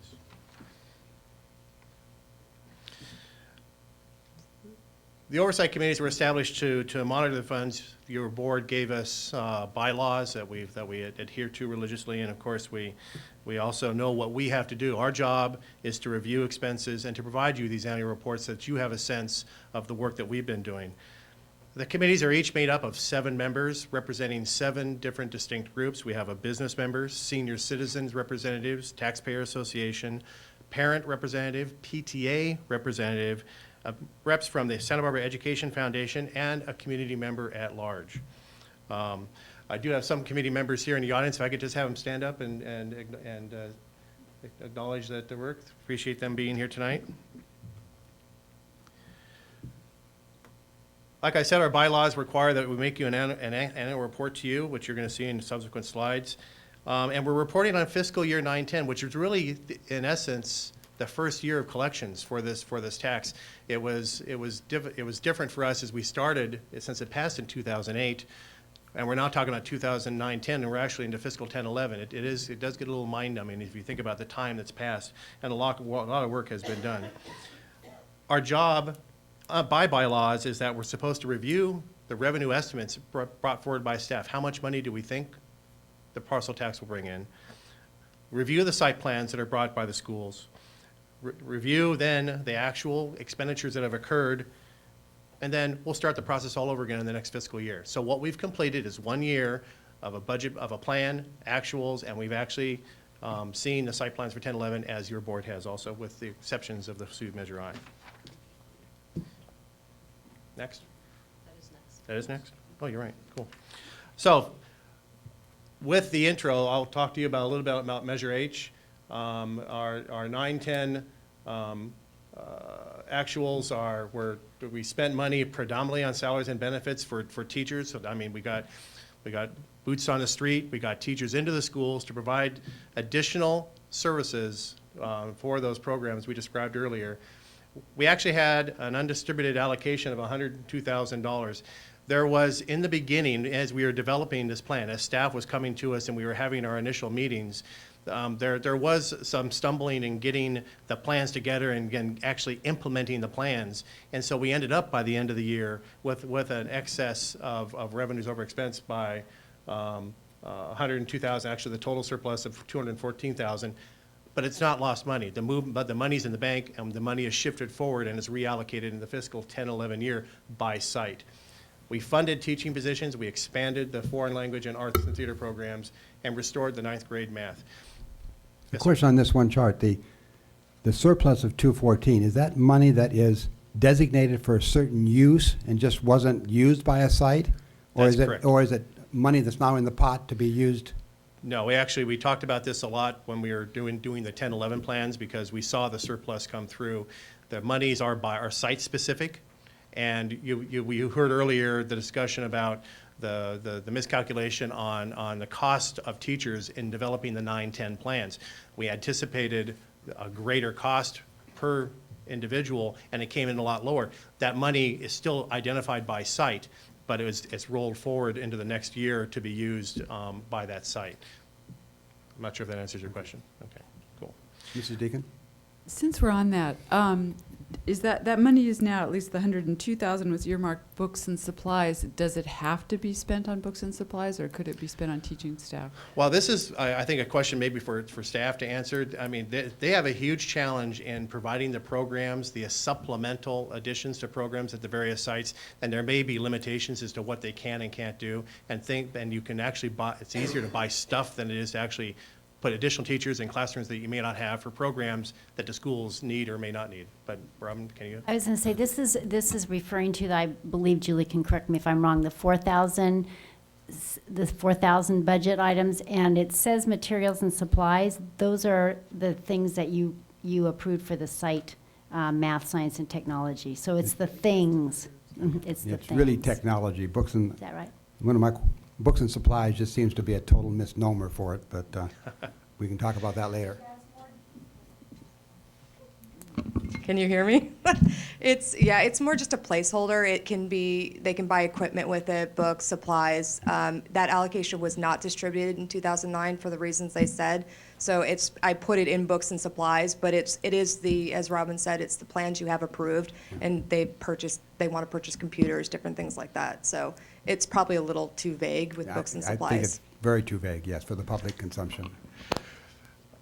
If we go to the next slide, for those of you that don't necessarily like words, but you like numbers, this is basically the same information represented in a world I'm comfortable with. But the one thing I wanted to point out to you, and this is the parcel tax revenue. You can see the budget for Measure H was $1,118,000. We actually came in at $1,116,000. That's representing a gross parcel count of 52,000 parcels. 52,000 parcels in Measure H. I has a totally different count, but it narrowed down to actually about 48,500 parcels actually paying the tax. There are 3,000 plus parcels that aren't taxed. You could have a sliver of land that's maybe 1/10 of an acre that's considered a parcel by the county. That's not assessed a parcel tax. And then we had the senior exemptions that came in. There were about 100 plus of senior exemptions in the 9-10 year. So that revenue represents a net parcel payment of about 48,000 plus parcels. So that's pretty much it for Measure H. I'd like to turn it over to Lynn, and she can talk to you about Measure I. Thank you, Doug. Good evening. A couple of quick things I wanted to point out before I get started on Measure I. You do have in your packet the Investment Matters, which is our public sort of newsletter that we like to use to communicate to the community about what's happening with these measures. And I'm going to, in my conclusionary comments, I'm going to talk about why I think it's important to have that thread of information going through. Measure V, we had a similar thing, road to renovation, and then this is really a key item for us to share with the community how we're spending the resources, since the voters obviously want to know that we're wisely using the resources they've allocated. The other thing I wanted to point out is that all the decisions about how the funds are to be used are somewhat based on what was done in the survey that was conducted before the measures even went on the ballot. So these are reflective for the members of the community that are not familiar with the parcel tax measures or don't remember what happened. These are the programs that the public said they wanted to see funded. So I am the chair of the Measure I committee, which is for the elementary district. And as you can see from our expenditures, most of it went for teaching staff, and most of the money went for the music education program. So we've expanded our very successful instrumental music program from the 4th through 6th grade into the kindergarten through 3rd grade. So now we have just about every student in the district, I believe all the students in the district are now covered in that program, and that was one of the things that the community said they would like to see. We had also a similar issue with some unused allocations due to the fact that it was the first year of the program, and the sites, they're very busy with a lot of things. They're excited about this money, but I think sometimes the site plans came together in this first year a little bit later than we had hoped. So we hope to clean that up so that future years there's consistency the way the different schools, not that they all spend the money the same way, but that they report in a similar schedule and with similar information. And the Oversight Committee has spent some time talking about wanting to see that, that sort of good advanced planning on the part of the sites, and that they all use consistent information that they provide to us on the committee. I should say that I'm representing the Santa Barbara Education Foundation on this committee, and you're the business rep, right? For H. So here's a little bit more additional detail. So I talked about the music program. We also, of course, some of that funding has gone for math and science and technology in the schools to add to the music programs. This is the budget breakdown for Measure I, and we had a little bit of a carryover that we'll be able to carry on to next year's program. And I can't remember the number of parcels. You had that off the top of your head. 24,000, thank you. Okay. And similar thing happened, with the shifting of, we had some additional senior exemptions than we had expected, but then the parcel numbers were a little bit higher. So we had a good amount of money, for this first budget year. 616,000 was budgeted. That's a great amount of money for our community to have in addition to our state revenues that we receive. And I am hoping that anybody that watches this broadcast on television or the members of the public that are here can realize the value of this really small investment on the part of voters. I'm paying $50 a year to see tremendous, benefits to our schools. And with that, I'm going to. Can you go back Oh, the yeah. slide? A question. Yes. Which charter school did not receive their funds? Item C. Is that Adelante? Which charter did not get their funding? Wasn't it Adelante? This last year? Adelante. Yeah. Yes, with the change in leadership, it didn't get lost, got carried over. But they had just a tiny piece of it at the end. They didn't have their plan together, and now they do. They do. Yes. Okay. Was there any discussion at your level? I know your jobs are to make sure that every dollar spent is in accordance with the wording of the parcel tax. The previous board took action on how they hoped the money would be spent. Did you correlate the two into your processes at all? Did you look at what the previous board had thought the money would go to versus what it has gone to? I guess I'm not sure how to answer that. Well, I think I can answer that.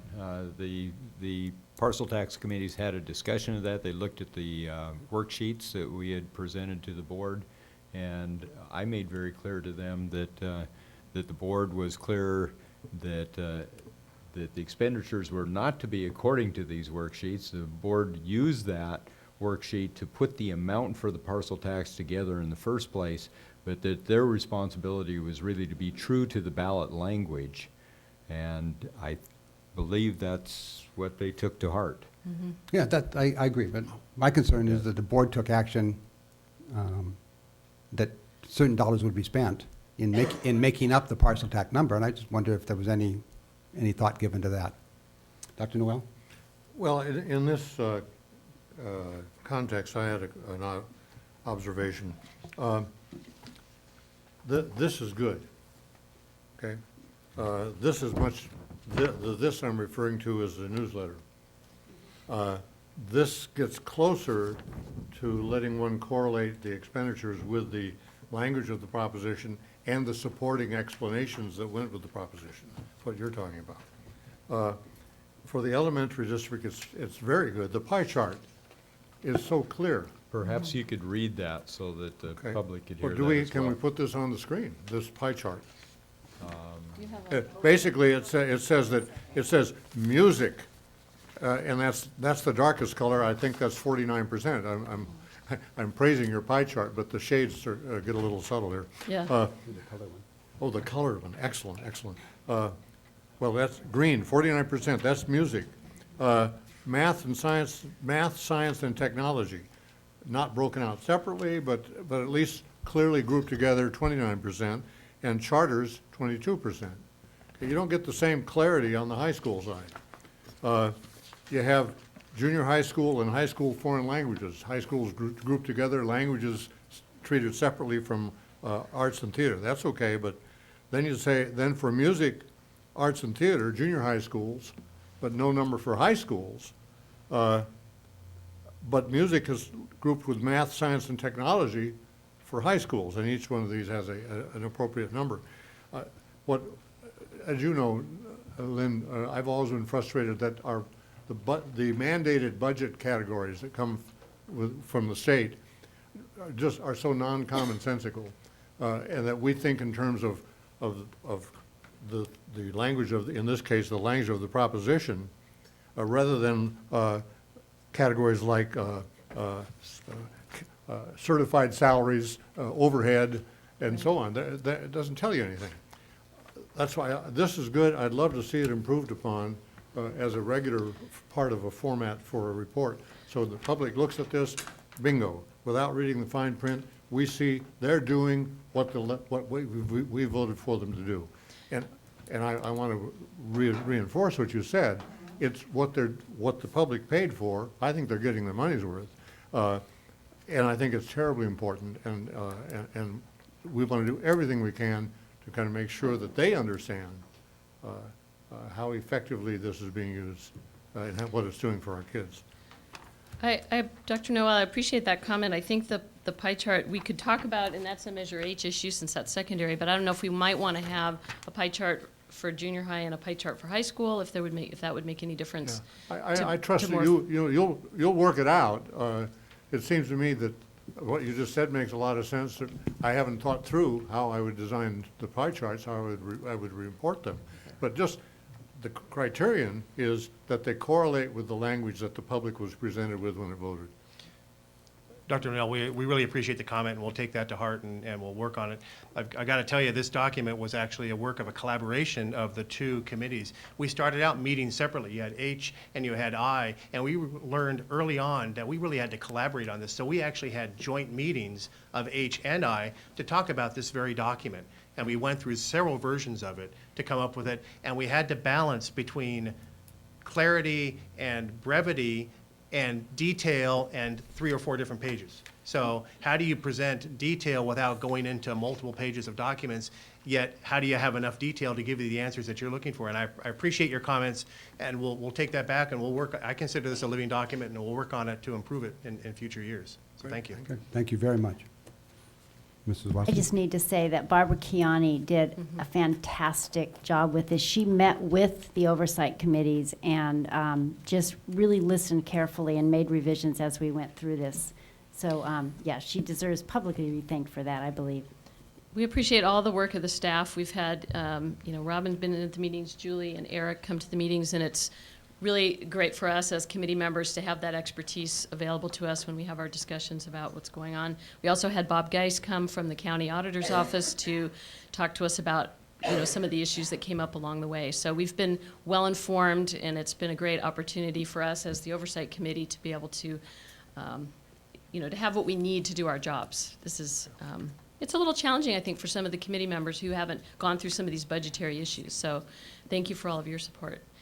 Okay, just to wrap up, in summary, and I think it's important to talk about the fact that we had these joint meetings. We talked about the fact that some of the programs in the high school district or in the secondary district, you have to have corresponding good programs in the elementary district to feed up to the high school district, or secondary district.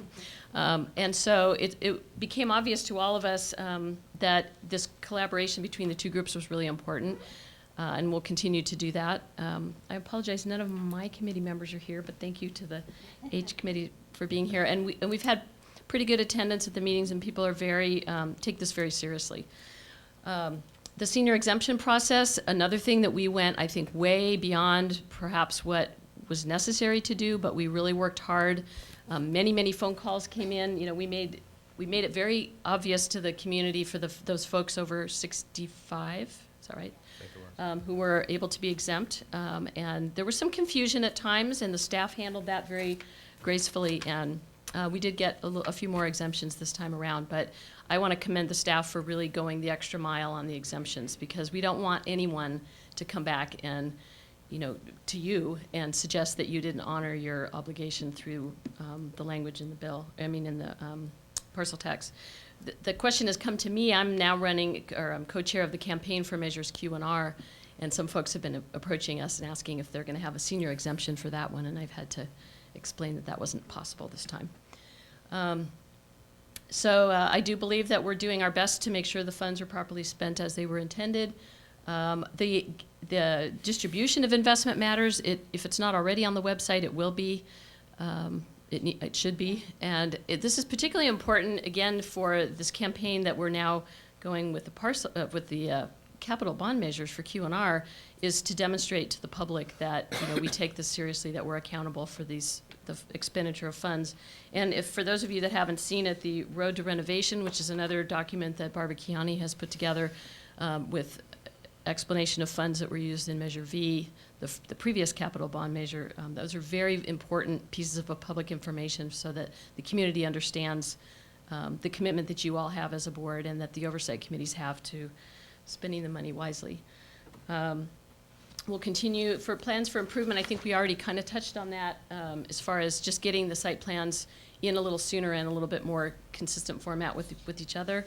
I just wanted to wrap up a little bit more on the Q&R program that or the campaign that we're promoting right now for the November election. We so far have no opposition, so we're grateful for that. And it's looking pretty good. For the community's benefit, we had to have 2/3 majority on the parcel tax, and we only require a 55% majority on these two measures. So we're hopeful, and we're moving forward with that. And I think that this presentation tonight helps make the case for the Q&R campaign. Thank you very much, Yes. Doug and Lynn. Any questions, Mrs. Parker? Well, I just want to say thank you so much to our oversight committees, our committee members for the work that they do, because it's really critical for our community to understand that this money is being spent the way that we said it would. And sometimes I know it can be hard. We actually had some difficulties originally rounding up members for the oversight committees, so we're so grateful for those of you that are participating.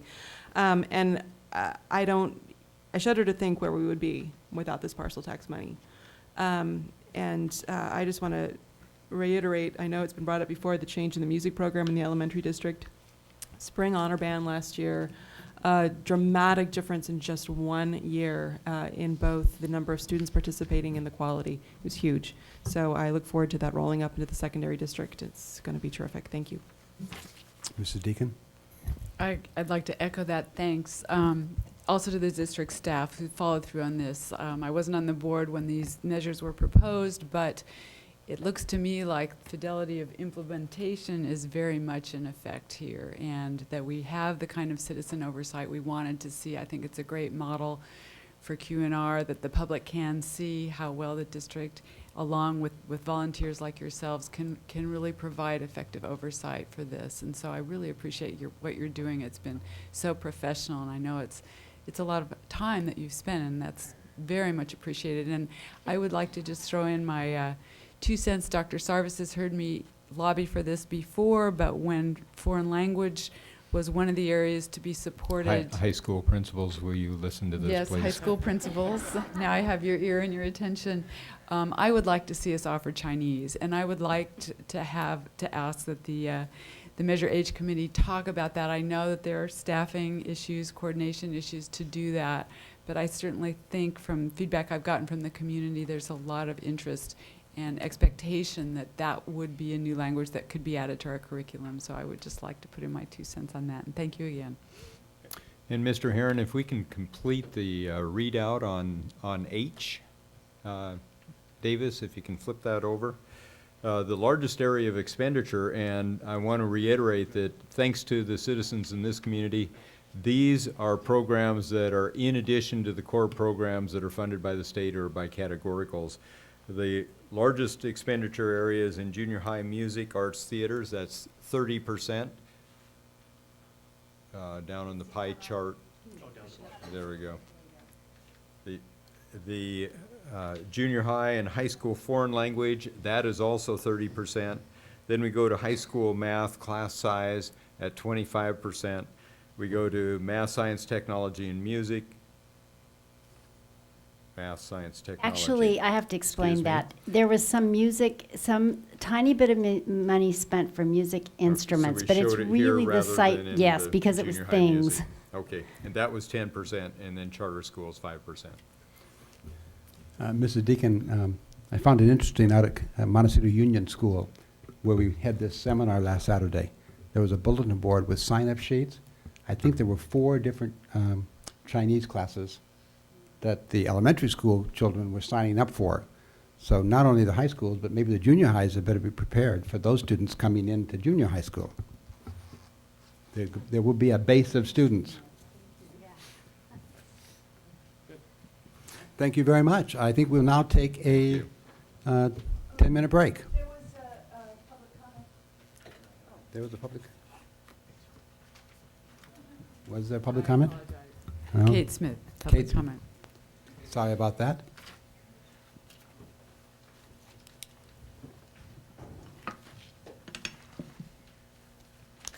Mr. Herron, members of the Santa Barbara Board of Education, I'd like to thank the committee members.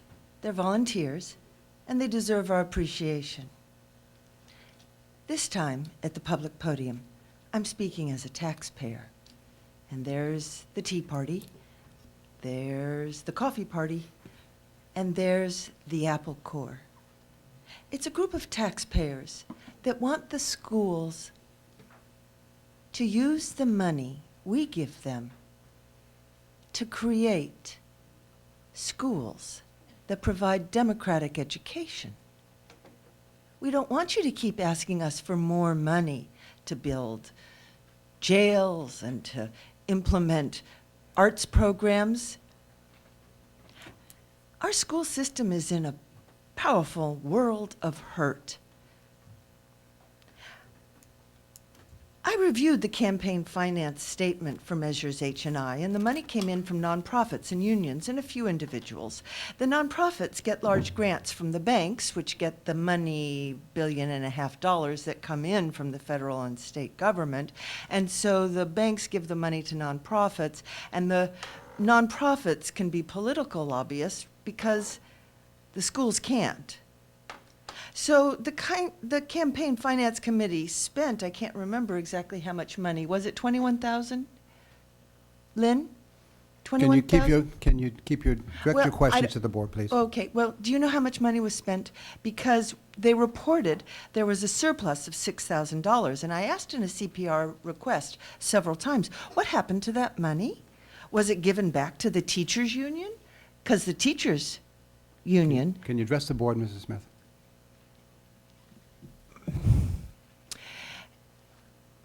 the teachers' union gave money to it. I was wondering, where did the money go? Did it go back to the teachers' union, or did it go back to Craig Price or Brian Sarvis? And I wonder, if there had been a citizen oversight committee to the other school bond, would we have a permanent site for open alternative school and Santa Barbara Charter School? What happened to that? Hidden Valley? 30 seconds. There are measures Q and R. They're asking for hundreds of millions of dollars. And I'm telling you, we have had it. You'll have to fix the schools. We're not going to give you any more money to push the school-to-prison pipeline. Measure S is the school-to-prison pipeline. Thank you, Mrs. Smith. We've had it. Thank you. We will take a 10-minute break. Hey, until- Mr. Herron, Dr. Newell? I would like to comment before the break. I heard in those comments an implication challenging the integrity of Dr. Sarvis and of Mr. Price with respect to managing money, and I reject that. While I certainly have disagreed with those individuals on matters of policy, I never would question their integrity, and I think they have given neither us nor the public reason to do so. We will come back at about 9:15 or 9:20.